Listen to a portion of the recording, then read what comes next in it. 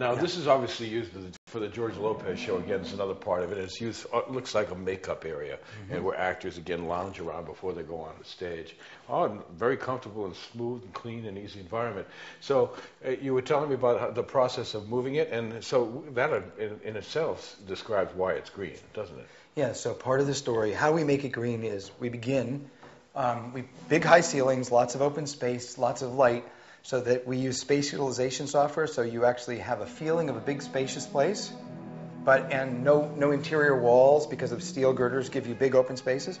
But we use relatively small amount of square footage, so that helps. We build it in factory, so we recycle all the materials, and we build them in factory so that no water gets behind the walls, as customarily happens, and creates a lot of pollution. And yeah, we mentioned that before, mold and stuff, automatically before you even close off you get a chance to close it off, right? Yeah, so if you do that, then because it's made of metal, the house is metal and wood combinations, so it's very strong, very durable.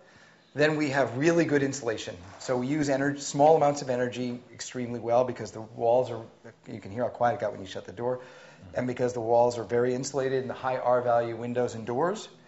Then we use very efficient HVAC systems, so boilers and heating systems that are 99, 98, 99% efficient, so we use relatively little fuel. Low flush toilets, low water use stuff.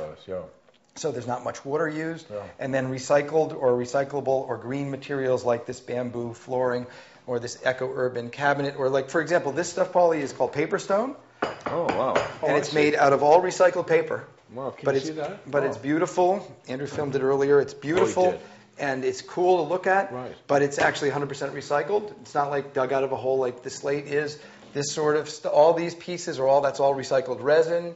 These paints are no VOC paints, so there's no volatile organics that are going to off-gas when you're breathing.